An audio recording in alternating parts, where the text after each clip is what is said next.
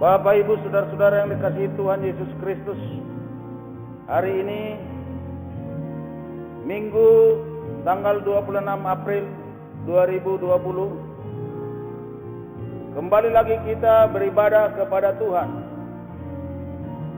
Oleh karena situasi wabah virus yang mendunia ini, masih terpaksa kita beribadah di rumah kita masing-masing. Walau kita sendirian, berdua atau bertiga, bahkan lebih dari situ beribadah di rumah,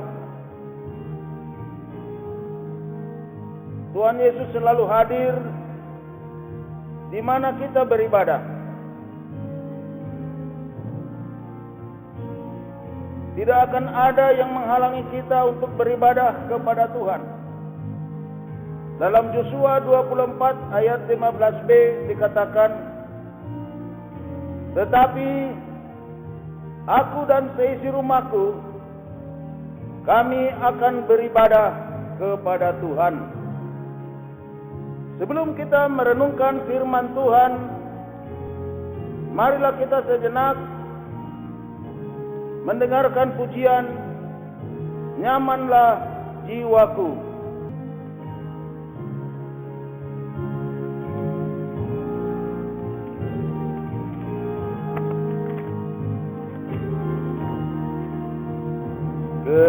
Ketika hidupku sentosa teduh, ataupun sengsara penuh, di dalam kasih-Mu ku tinggal teguh. Nyamanlah, nyamanlah jiwaku, nyamanlah jiwaku,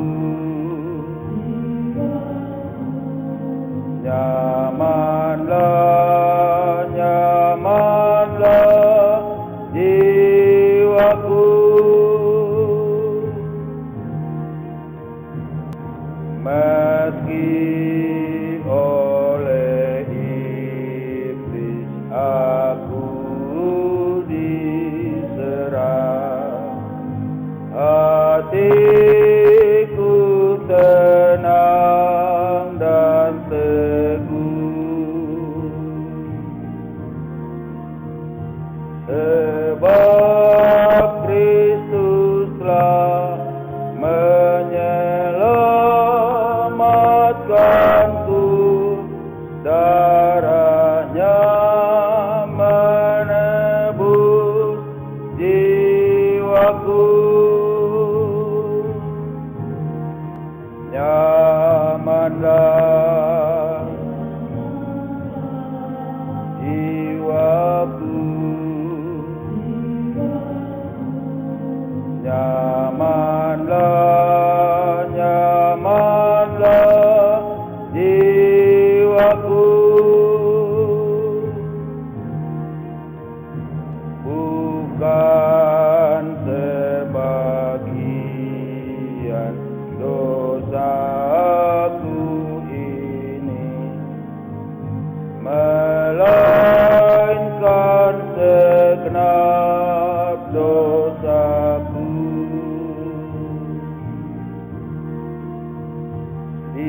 Dipaku di salib, dihapus penuh. Hai pujilah Tuhan jiwaku, nyamanlah jiwaku,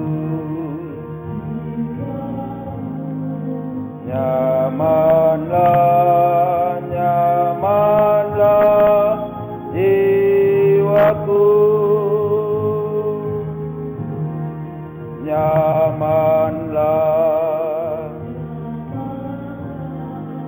jiwaku, nyamanlah, nyamanlah jiwaku.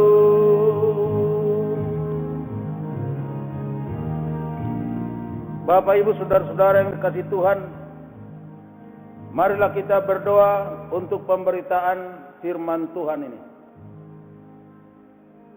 Tuhan Allah pencipta alam semesta ini, yang kami sembah di dalam Yesus Kristus Tuhan kami. Kami mengucap syukur atas penyertaan dan pemeliharaan-Mu kepada kami 1 minggu yang lalu sampai hari ini. Sekarang kami hendak merenungkan firman-Mu yang membangun iman percaya kami agar semakin teguh dan semakin kuat keyakinan dan kepercayaan kami kepada-Mu, ya Tuhan, sebagai pemelihara hidup kami. Berkatilah kami dengan firman-Mu. Damai sejahtera Allah yang melampaui akal selalu memelihara hati dan pikiran kami semuanya di dalam Kristus Yesus Tuhan dan Juru Selamat kami yang hidup. Kami berdoa dan mengucap syukur kepada-Mu. Amin.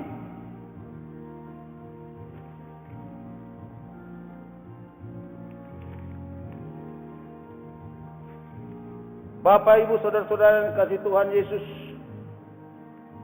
marilah kita membaca firman Tuhan ini dari Keluaran 17 ayat 1 sampai 7.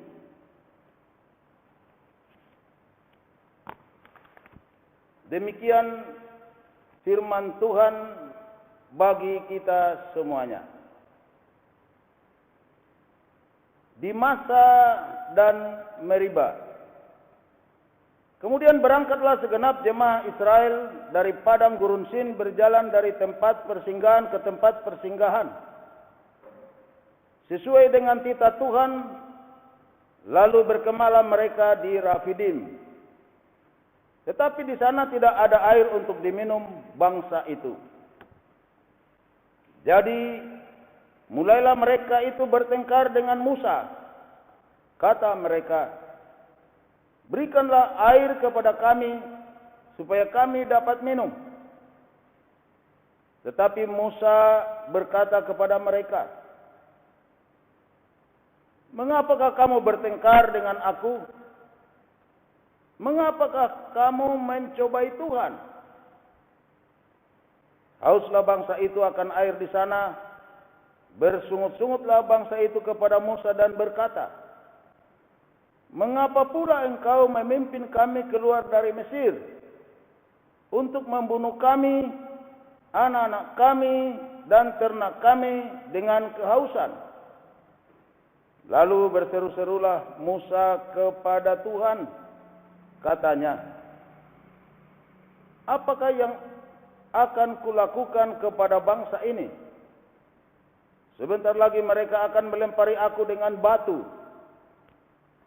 Berfirmanlah Tuhan kepada Musa,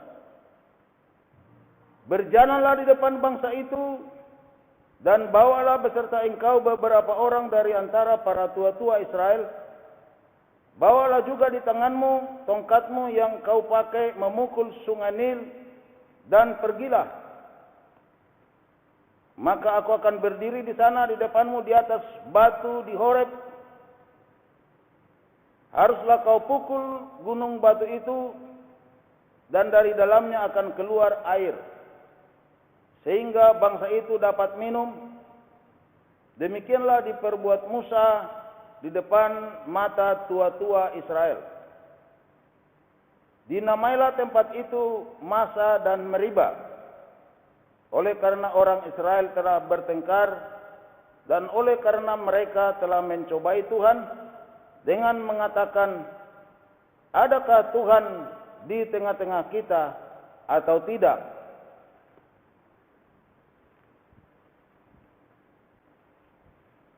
Bapak, Ibu, saudara-saudara yang dikasihi Tuhan,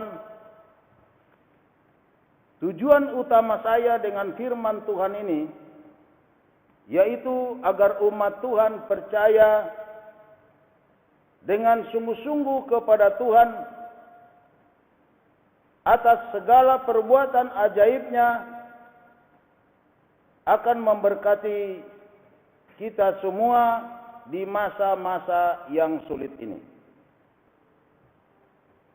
Bapak Ibu saudara-saudara yang kasih Tuhan Yesus, presiden suatu negara apabila selalu peka atas kebutuhan hidup masyarakatnya, pastilah masyarakatnya percaya betul kepadanya. Kalau kita membahas firman Tuhan dengan judul atau tema pada hari ini adalah, adakah Tuhan di tengah-tengah kita atau tidak? Sesuai dengan Keluaran 17 ayat 1 sampai 7 yang sudah kita baca tadi. Bapak Ibu saudara-saudara kasih Tuhan, sesudah kita membaca firman Tuhan tadi, yaitu persoalan yang ada adalah karena persoalan air tidak ada, maka umat Tuhan itu bersungut-sungut serta bertengkar dengan Nabi Musa sehingga terjadi kericuhan di padang gurun Rafidim. Tetapi Tuhan dengan penuh kesabaran tidak menghukum umat itu, tetapi memberikan kebutuhan umat itu, yaitu air minum.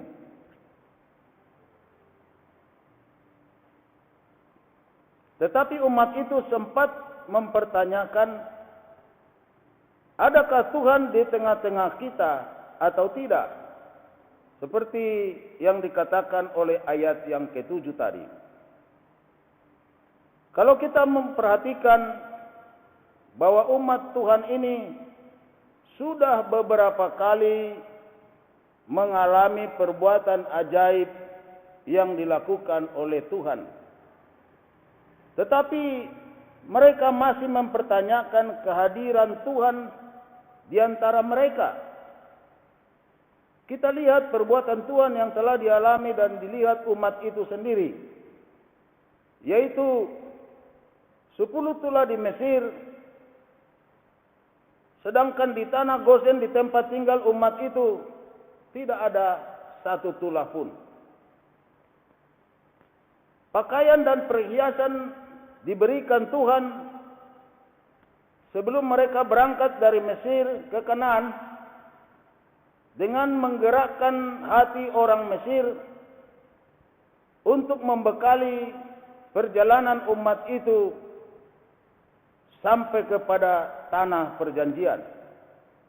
Seperti yang dikatakan di dalam Keluaran 12 ayat 35 sampai dengan ayat yang ke-36. Demikian dikatakan oleh firman Tuhan ini.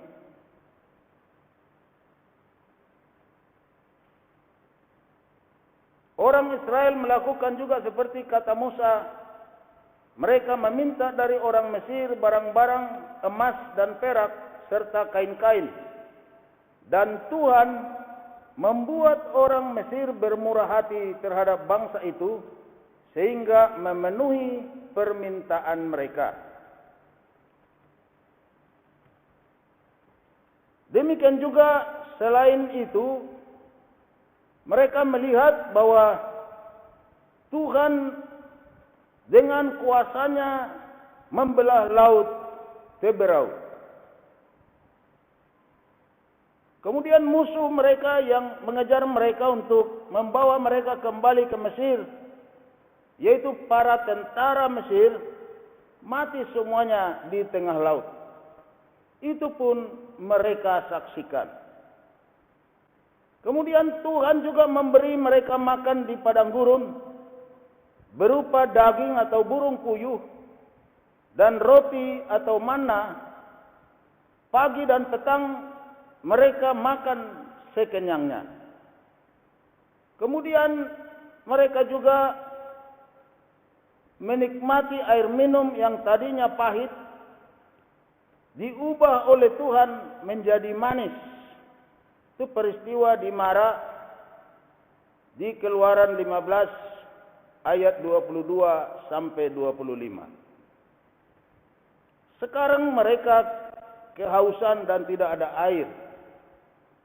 Kemudian mereka bersungut-sungut lagi, bahkan dengan keras menuduh Musa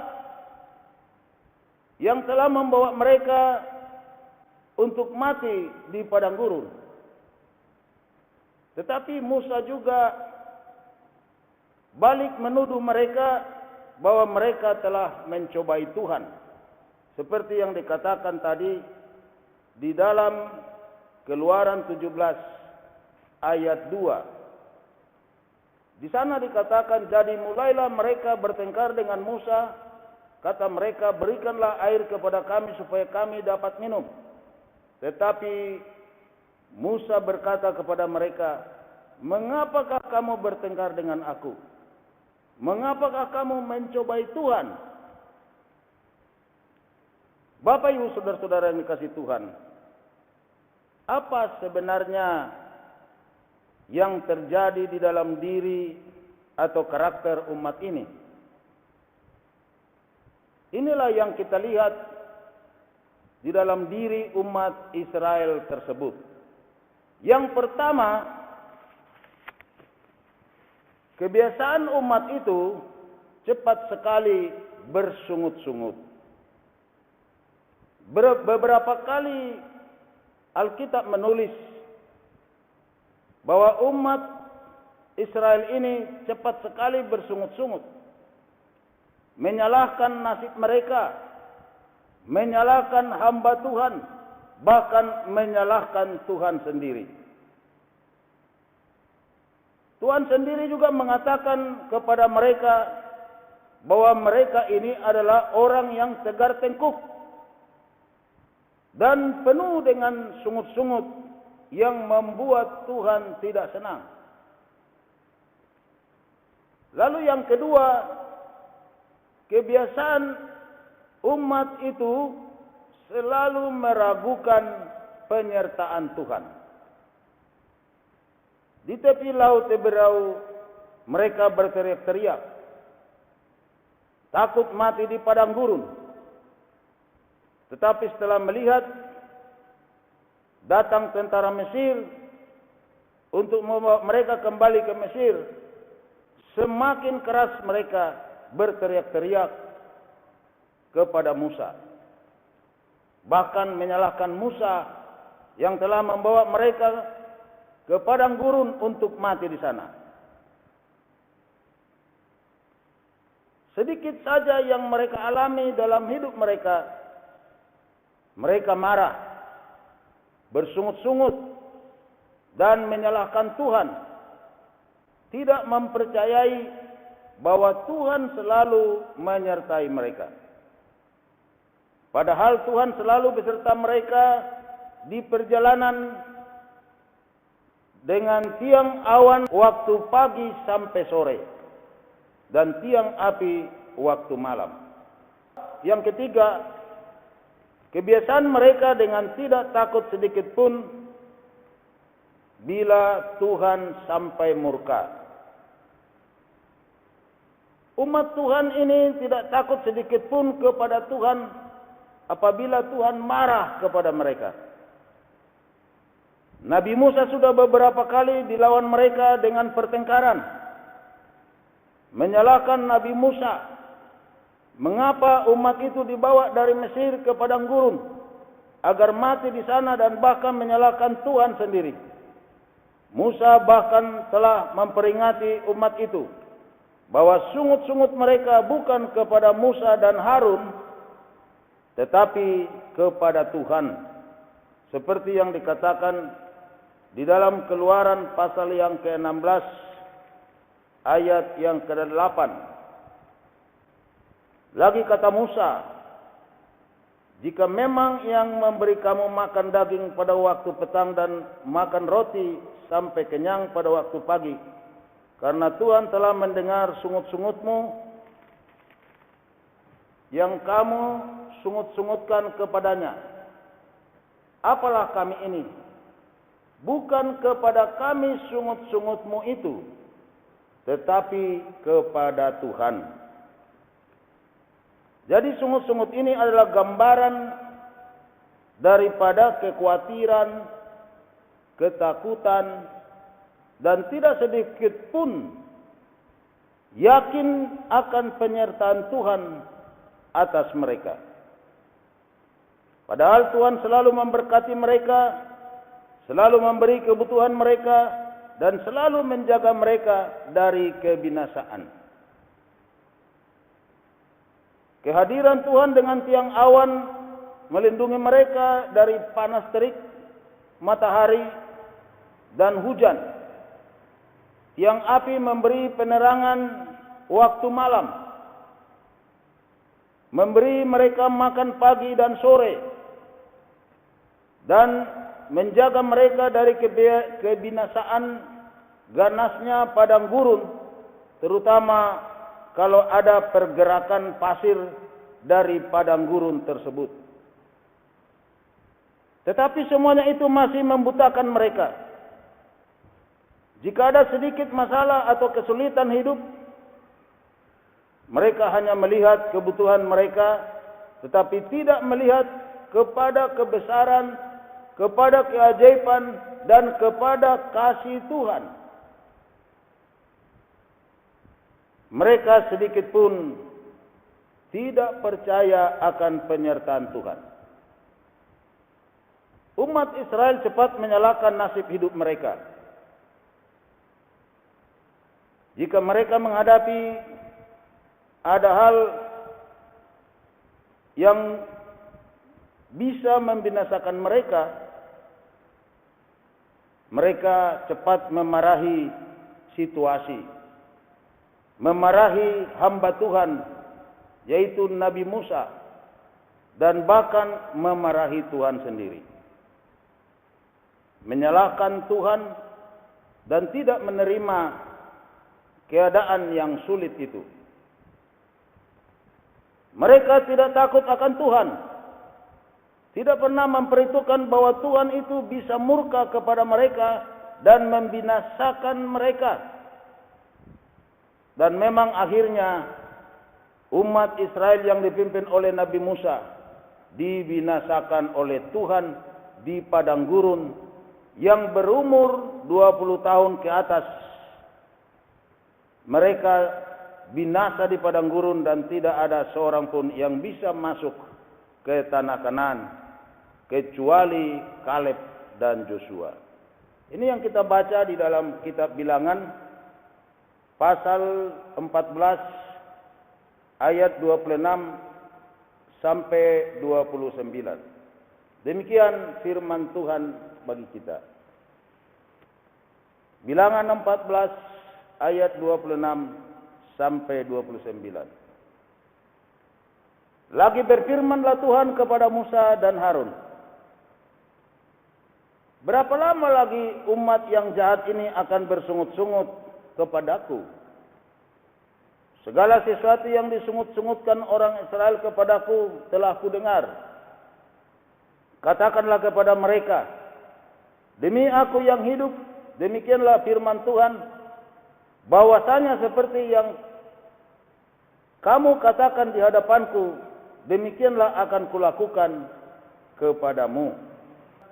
Di padang gurun ini, bangkai-bangkaimu akan berhantaran, yakni semua orang di antara kamu yang dicatat, semua tanpa terkecuali yang berumur 20 tahun ke atas, karena kamu telah bersungut-sungut kepadaku. Bapak, Ibu, saudara-saudara yang dikasihi Tuhan Yesus,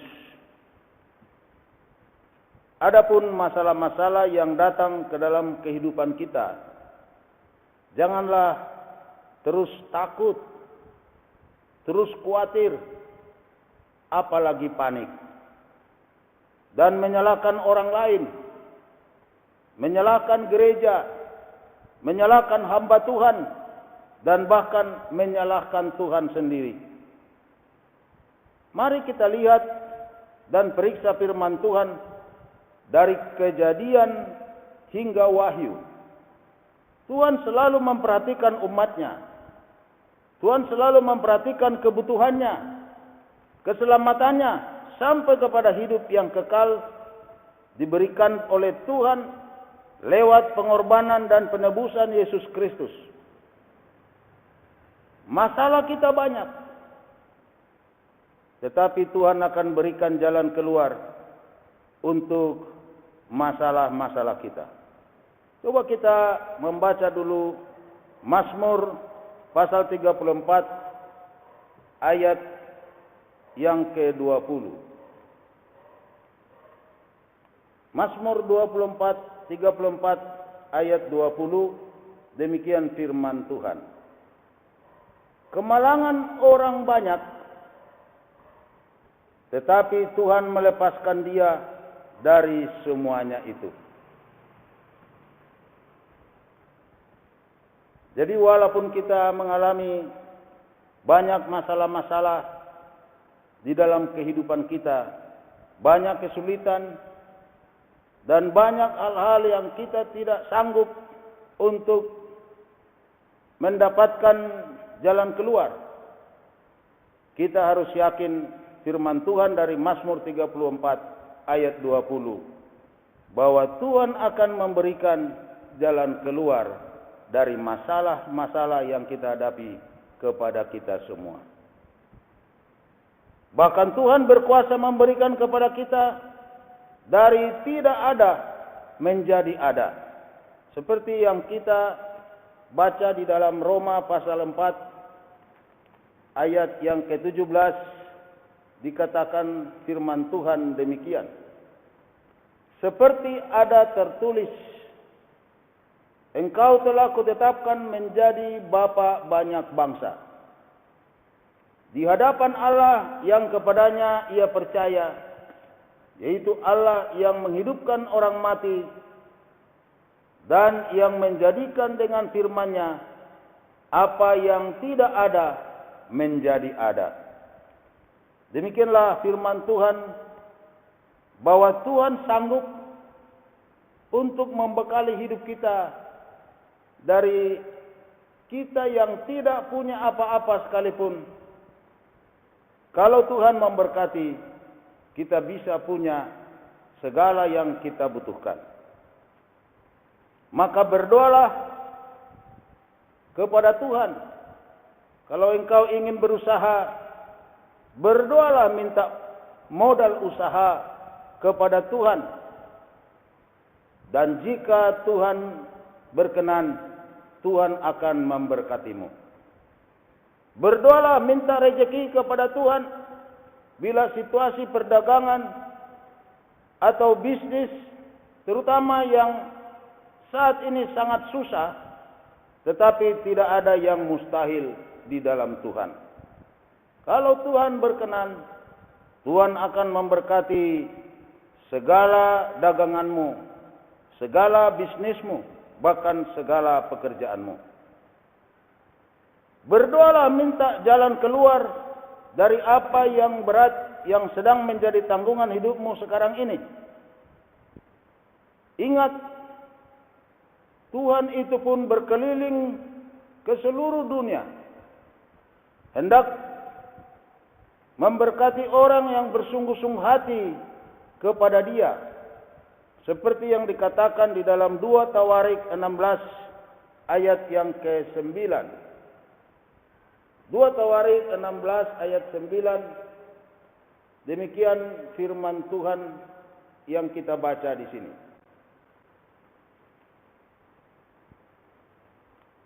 Karena mata Tuhan menjelajah seluruh bumi untuk melimpahkan kekuatannya kepada mereka yang bersungguh hati terhadap Dia.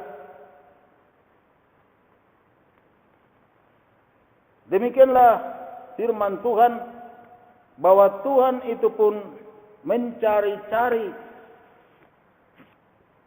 kepada siapa Dia akan memberikan berkat-berkat-Nya. Bapak Ibu saudara-saudara kasih Tuhan, maka dengan ini kalahkanlah kekhawatiranmu, kalahkanlah ketakutanmu dengan percaya betul kepada penyertaan Tuhan yang berkuasa membuat kita diberkati. Kuatkan hatimu, kuatkan imanmu, kuatkan percayamu. Percaya betul, percaya sepenuhnya kepada penyertaan Tuhan dalam hidup kita ini. Namun, terlebih dahulu yang sangat penting adalah periksalah hidupmu, periksa hidup kita. Apakah kita sudah mengasihi Tuhan Allah kita dengan segenap hati kita, dengan segenap jiwa kita, dengan segenap kekuatan kita, dan dengan segenap akal budi kita. Jika kita mengasihi Tuhan dengan seperti itu, maka Tuhan akan selalu menjaga hidup kita. Tuhan akan selalu memberkati kita. Tuhan akan selalu melindungi kita dari segala mara bahaya yang hendak membinasakan kita. Percayalah bahwa Tuhan selalu menyertai hidupmu, hidup saya, dan hidup kita semua, umat Tuhan yang percaya kepada Yesus Kristus yang adalah Tuhan dan Juru Selamat kita yang hidup. Amin. Marilah kita berdoa. Bapa di dalam surga, saat ini kami datang kepadamu mengucap syukur atas firman Tuhan yang kami dengar untuk menguatkan kami. Berkatilah kami semua, berkatilah umat-Mu, supaya mereka tidak selalu mempertanyakan apakah ada Tuhan di dalam hidup kami, apakah ada Tuhan di dalam keluarga kami. Ketika kami mengalami penderitaan-penderitaan, kesusahan, kesulitan apapun bentuknya, Tuhan ampunilah kami, supaya kami benar-benar percaya kepadamu, benar-benar yakin bahwa Tuhan tidak pernah membiarkan kami. Tuhan selalu menyertai kami di dalam segala hal, di dalam kehidupan, baik keluarga, baik pekerjaan maupun juga di dalam kehidupan pribadi kami. Terpujilah Engkau Tuhan kekal selamanya. Berkatilah umat-Mu semua dalam tugas pekerjaan. Berikanlah rezeki yang baik. Berkati yang sakit, Tuhan jamah dan sembuhkan. Berkati saudara-saudara yang di PHK, saudara-saudara yang dirumahkan, saudara-saudara yang mengalami kesulitan akan segala kebutuhan hidup untuk sekarang ini, oleh karena situasi wabah virus yang mendunia ini. Tuhan berkatilah semua, supaya kami semua diberkati Tuhan, dan tidak ada seorang pun yang berkekurangan. Terpujilah Engkau Tuhan kekal selamanya. Inilah Tuhan hidup kami semua, yang kami panjatkan kepadamu, di dalam nama Tuhan kami Yesus Kristus, Juru Selamat kami yang hidup. Amin.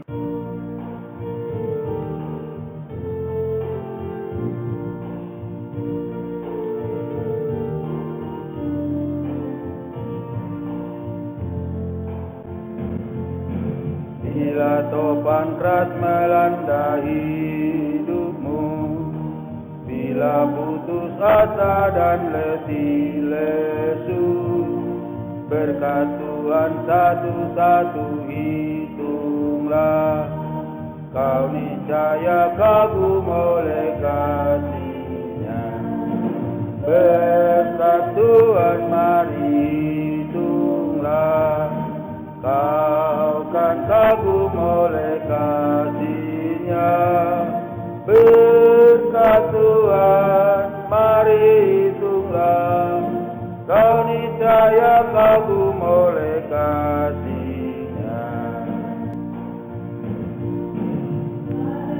beban membuat kau penat, salib yang kau pikul menekan berat. Hitunglah berkatnya pasti kau lega, dan bernyanyi terus penuh bahagia. Berkat Tuhan mari hitunglah, kau kan kagum oleh kasih-Nya.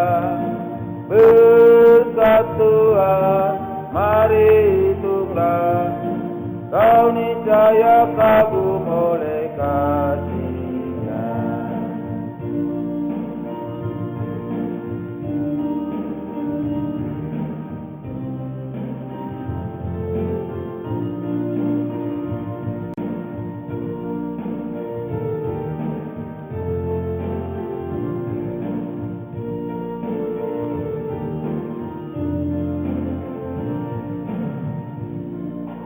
Bila kau memandang harta orang lain, ingat janji Kristus yang lebih permai. Hitunglah berkat yang tidak terbeli, milikmu di surga tiada terperi. Berkat Tuhan mari hitunglah, kau kan kagum oleh kasih-Nya. Berkat Tuhan mari hitunglah, kau niscaya kagum oleh kasih-Nya. Dalam perjalananmu di dunia, janganlah khawatir, Tuhan adalah. Hitunglah berkat sepanjang hidupmu, yakinlah malaikat menyertaimu. Berkat Tuhan mari hitunglah, kau kan kagum oleh kasih-Nya. Berkat Tuhan mari hitunglah, kau niscaya kagum oleh kasih-Nya. Berkat Tuhan mari hitunglah, kau kan kagum oleh kasih-Nya. Berkat Tuhan mari hitunglah, kau niscaya kagum